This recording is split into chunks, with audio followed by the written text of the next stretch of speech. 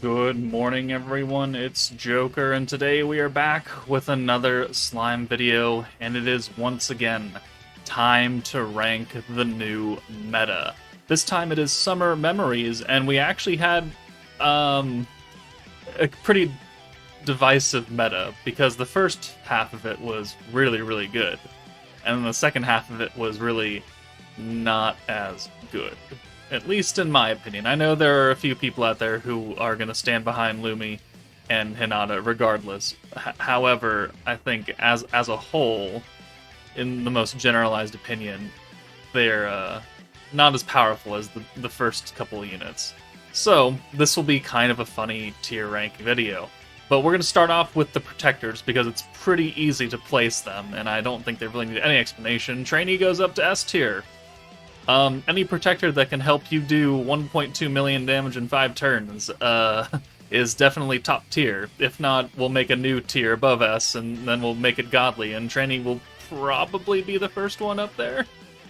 Maybe, I don't see Frey doing 1.2 million damage on an AoE. Maybe they could, I don't know. I haven't really tested it that much. But Training, definitely top tier. And then actually, free-to-play Rimuru is kind of good, right? He's got his full orb change and plus 20 points.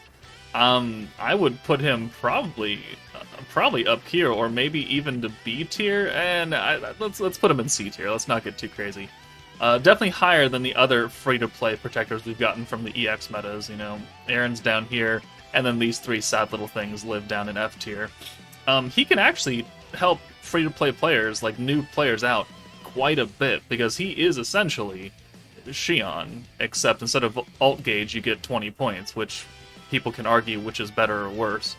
But I think he's a fairly good free-to-play protector, so I'm happy with these. I don't feel like moving anybody. Going into the actual battle free-to-play units, ignore these four, because I had to redo the list, and I still can't delete things. But Romarus is actually a fairly decent option, so I'm going to put her up into A tier. She has almost the same kit as what Sufia is, with being an orb changer and charm. Sufia, though, struggles because, one, her team is built for burst damage, and so her skills are low cost. Romarus is also built for burst damage, but I feel fits much better because Sufia's charm is 15 points, which is cheaper by half, but it also only does the charm and that's it, and it's only one turn. Romarus' charm is 2 turns, and also gives us the 10% blue gauge gain on blue orbs, which is a lot more impactful, and it's for 2 turns, which, you know, I'm okay with the double cost, because you're doing it for twice the amount of time, while having an extra effect on it.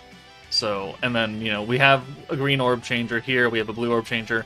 Granted, we do have quite a few blue orb changers now, especially self-converter or special converters, because we've got Frey and Soka down here and Darkness. But I think she fits really well on any team, because any team that runs blues can use her as a special convert, and with a little bit extra alt gauge, that can help anybody, right? Darkness is taunt. I mean, doesn't really help a lot of people. The defense down and stun extension for Soka, like, yeah, the defense down also helps, but not a lot.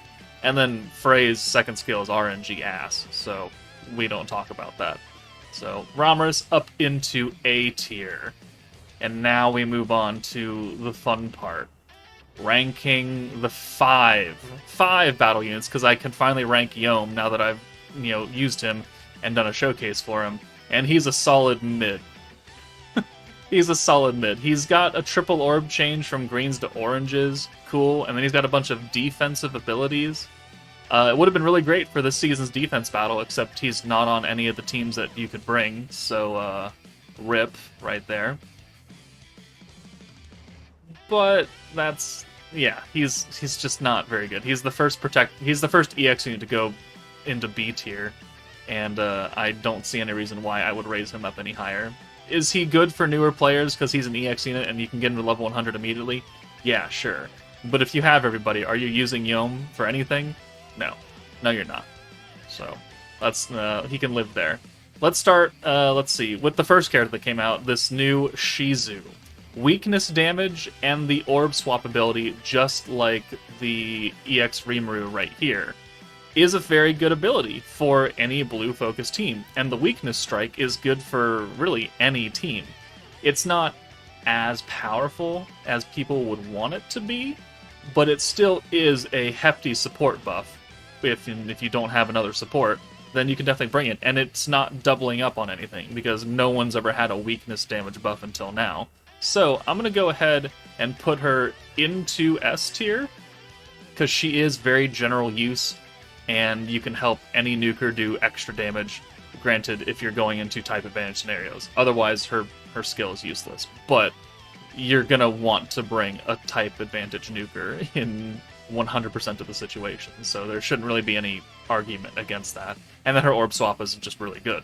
So, Milim is also a fairly good unit.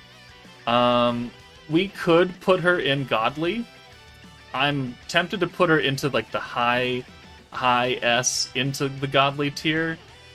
She's very self-sufficient, right? She turns any blue orb to hers, and then she's got her own self-attack and dark attack buffs, which last for 2 turns.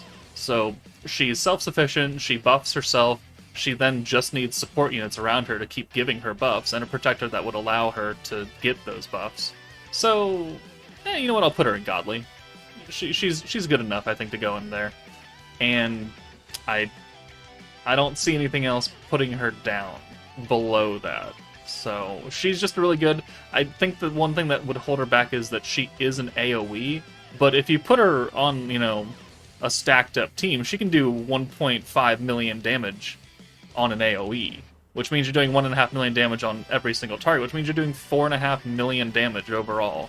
And that's really nothing to scoff at, right? Right? 4.5 million damage in 5 turns as a total. It's pretty good. It is combined with the power of trainee, but hey, it is what it is. Moving on down now to the sad little people down here. Lumi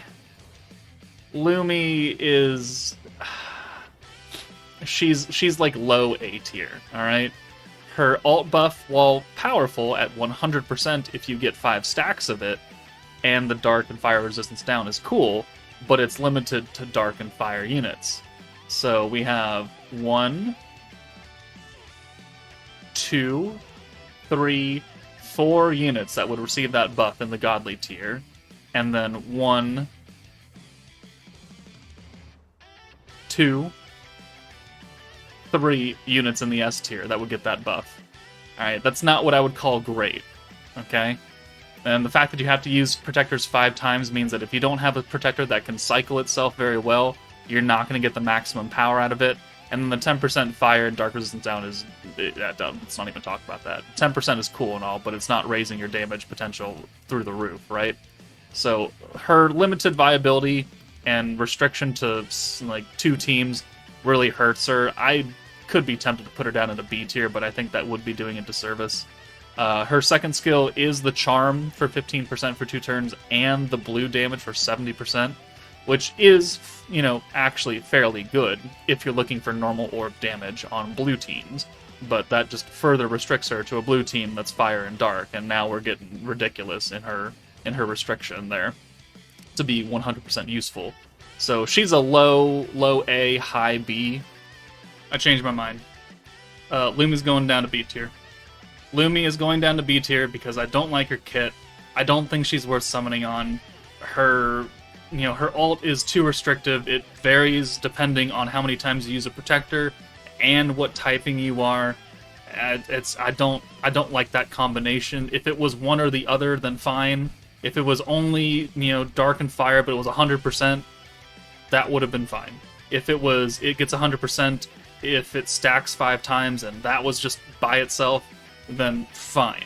Whatever. The blue damage, again, restricts her heavily to a certain team to get the most out of her.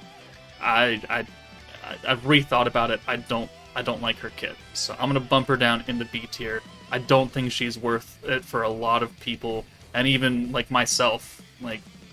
We have many different options for alt buffs at this time. We have Megamine, we have Guy. Guy is doing, triple duty with alt crits and orb changing. Megumin is technically doing triple duty with alt, orb changing, and her own buff to be the DPS. And then we've got a number of other alt damage units who, yeah, they don't get to 100%, but are we really missing out on a lot? Not really. Not if we actually can't use 5 stacks of a protector to actually get Lumi to get capped out. Because if you can only use 3 or 4, well, then you're better off just fucking using Guy or Megumin, because you're only losing 10% at that point. So, I don't like Lumi. I'm sorry. I don't like her in a summoning, if I should recommend people for her, and I don't like her in a gameplay setting either. Now, Hinata. Hinata has received a lot of flack from the community, and by the time this tier list video goes out, we'll have done her showcase, we'll have used her in Jubilee, and I'll have done the comparison video between her and Shuna up here, who they are roughly, very, very roughly the same unit, right? Because they both have the steel, they both have a self buff, and they both have a buff that's dependent on another unit. It's just that Shuna, being the DPS, her buffs are better, right? And Hinata, being a sub-DPS for the meta, her buffs are weaker, right? So, it would not be fair for me to lump them in where people would probably want me to and put her at B, because I think she is a bit better than that. If we were to only look at her as a pure support unit for the swimsuit Milim, then yeah, I could see her being put down in a B tier. But she does have viability as a single target dark DPS unit, the same way that Albus has viability as a single target dark DPS unit. Now, do I think that Albus is a better unit than Hinata? Yes, because she's got orb changing and her pierce is not dependent on anything. It's you get pierce, and you get 50% pierce resistance down. Whether or not you can use that on the stage, because they may or may not have pierce resistance, is a different story. But it is universal, and the orb changing is universal. Hinata has the triple orb steal, which means that she can be self-sufficient, and she can give herself crits, guaranteed crits, and the charm strike. So it's dependent on you having another unit that can give you charm, like Lumi, or like Shinsha, or Shion, or whatever. But there are more than a few units that can do that now. And because she is self-sufficient, and because she does give herself a personal buff, and she does, steal 3 orbs, I'm willing to put her into an A tier. Not S tier, and definitely not godly with Shuna, even though they are, again, almost the same unit. But you gotta look at it as Shuna is the primary DPS unit of her meta, right? Hinata is a sub-DPS of her meta, so her buffs are weaker. We did the test, there's a 15k natural difference between using Shuna with crit versus using Hinata with charm. And they're both level 100s, they're in an equal setting. And yeah, there is a significant drop-off, and that's unfortunate. Now, Shuna, just gives herself light and crit damage. That's it, she doesn't share it with anybody else. Hinata is restricted to giving herself crits along with 2 other categories, which some would argue is actually better than Shuna, but the categories themselves are just not that great. And if you're going to talk about her as now a support unit, she's not really that good, because again, her crit is limited. So that's why I'm not putting her up in S tier. If the crit was unlimited, which is you get crits across the board, she'd easily be S tier, floating into godly. But she's not, because we have to look at the entire package, right? As a DPS and as a support, and the negative feelings that I have from her support will, lower the positive feelings I have for her being a DPS unit. Versus Shuna, her job is to do damage, and that's it. And she does a wonderful job at that. She's not meant to be a support. You can use her as an orb stealer, fine, but, whatever. You can use a Hinata as an orb stealer, but whatever. So, all in all, Hinata's an A tier, much better than Lumi, because Lumi is... I'm really sad that the past couple Lumis have been kind of meh, right? How many Lumis we got? We got, old but good, I may drop you down, soon, rather than later. We have the light Lumi who is good but restricted, and then we have this Lumi who is okay, but restricted. And then we have Dark Lumi, who's really good. Free. And she's better than all the other Lumis. So, I guess that's saying something. But that is the tier list for this month. Milim up in Godly, and then we've got Swimsuit Shizu up in S tier, A tier, B tier. We've got them all across the board. Overall, I think it was a fairly solid meta with a very, very big standout protector who I initially didn't much like, and now she's wonderful. A fairly good free-to-play protector, a very good free-to-play battle unit, and then 1, 2, 3 good-ish summonable units, and then one kind of meh. There's always going to be one meh unit. Sadly, my Bride Soko was kind of meh after everything was said and done, but we might drop her down too in the coming months. But let me know your thoughts on the tier list. That's it from me. Take it easy, and I'll see you all later.